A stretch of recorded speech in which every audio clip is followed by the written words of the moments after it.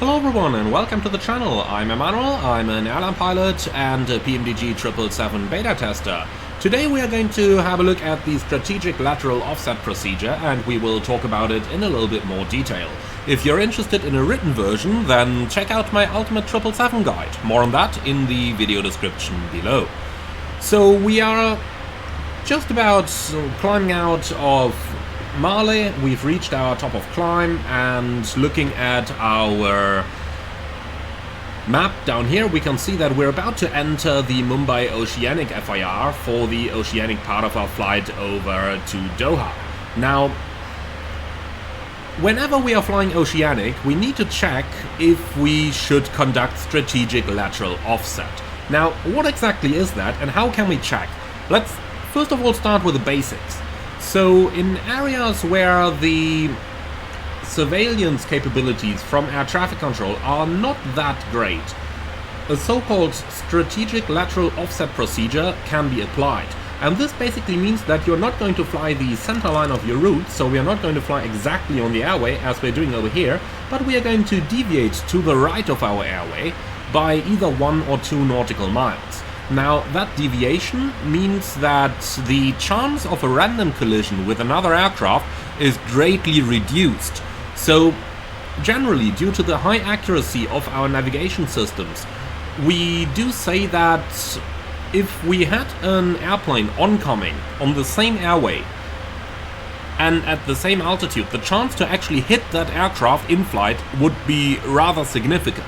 Therefore, if we fly offset to the right of our center line, and if the other traffic is doing the same, then we basically can reduce the chances of a collision greatly. Now, SLOP is used most prominently over oceanic airspaces, such as in the North Atlantic or over the Pacific, but a lot more FIRs are using SLOP as well. So how can we find out if SLOP is applicable to our region? Well, generally, if we were sitting in a real aircraft right now, I would tell you to have a look into the country rules and regulation part of your en route manual.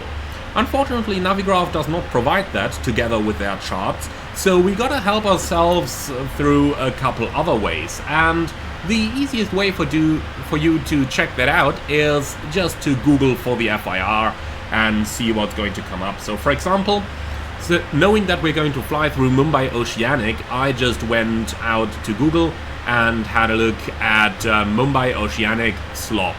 And well, actually we did get some results here from the AIP of India. So over here, AIP, en route, ATS routes, we can find a little bit of information on SLOP. So if we just enter that in the search, you can see that SLOP is generally applied in the oceanic airspace of Chennai, Kolkata and Mumbai FIR.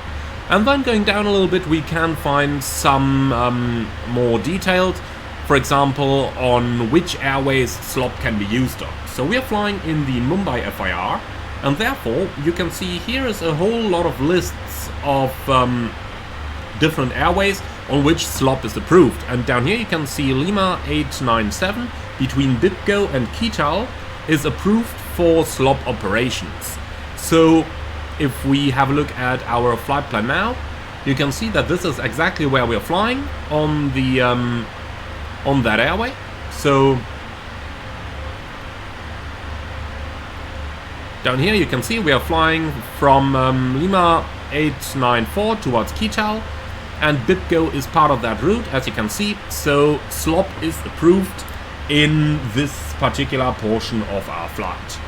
Now, SLOP doesn't mean that you always have to deviate from your center line, but that you may deviate from the center line. So, for example, my operator says that SLOP always needs to be applied when you're flying in an area where SLOP is approved from the authority. However, applying SLOP does not mean that you need to deviate.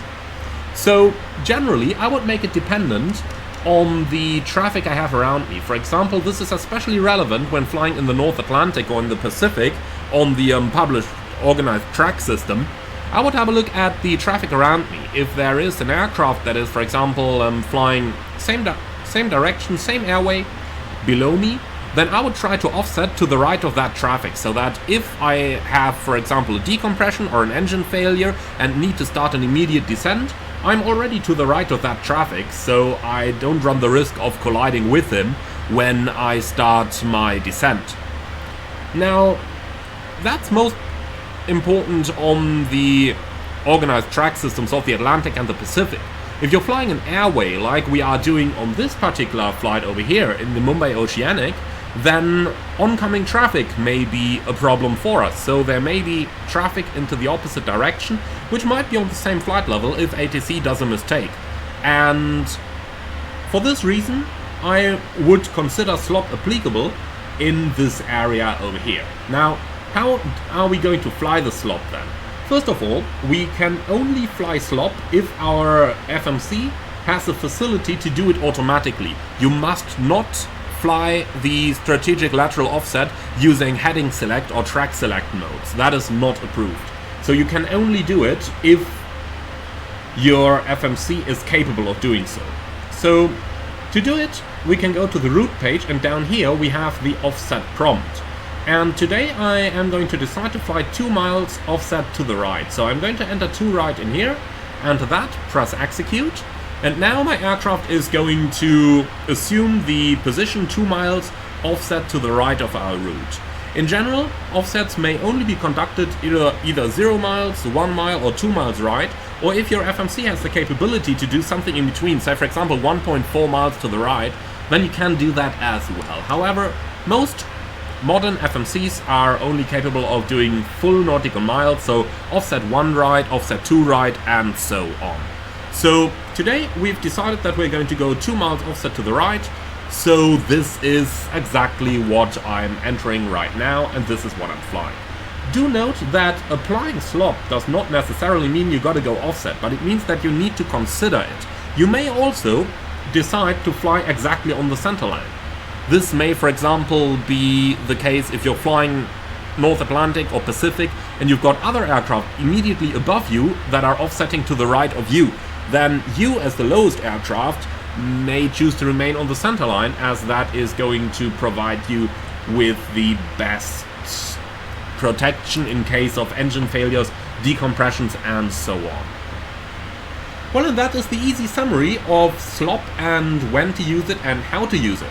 Obviously, when you are flying in a slopped environment like we are right now, you gotta pay careful attention that you assume the center line again before leaving the oceanic airspace. In other words, we can see on our en route chart that we are leaving it by Ketal over here, and that is where we enter the Muscat FIR. So over here we gotta pay careful attention that we do remove the SLOP again before overflying that waypoint. For that reason, quite important that we do create a reminder of the FIR boundary over here. This is, like you can see, almost 1,000 miles out.